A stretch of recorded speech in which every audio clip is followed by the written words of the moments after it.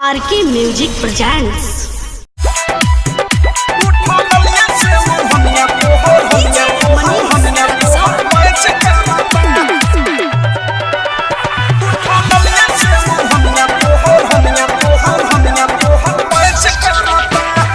घूर घूर के ऐसे पानी हारता रह, लइके नहीं खा देखले कि हारता रह।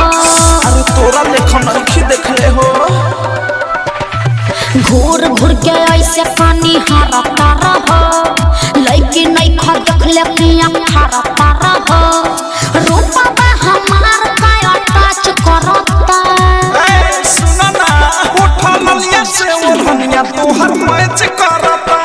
उठा ललिया से ओढ़निया तोहर मैच करता। उठा ललिया से ओढ़निया तोहर मैच करता। सच्चा उठा ललिया से ओढ़निया तोहर मैच करता।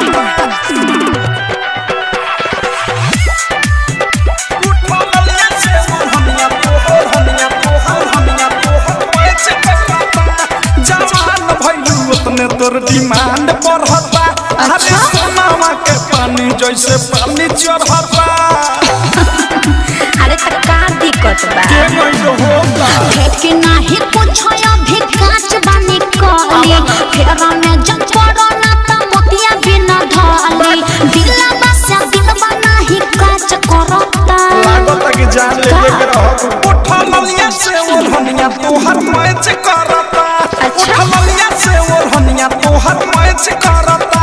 उठा ललिया से ओढ़निया तोहर मैच करता।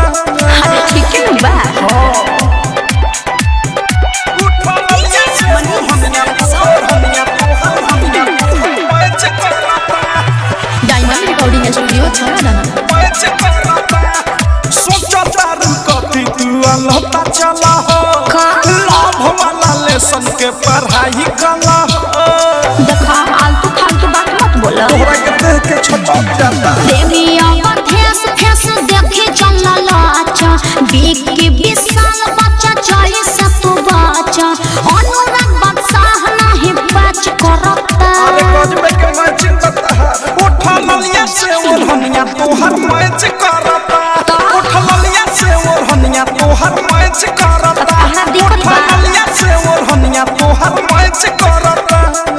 घूर घूर के ऐसे पानी हारता रह, लइके नहीं खा देखले कि हारता रह। रूपा बा हमार काया टच करता। ए सुना ना, उठा ललिया से ओढ़निया तोहर मैच करता। उठा ललिया से ओढ़निया तोहर मैच करता।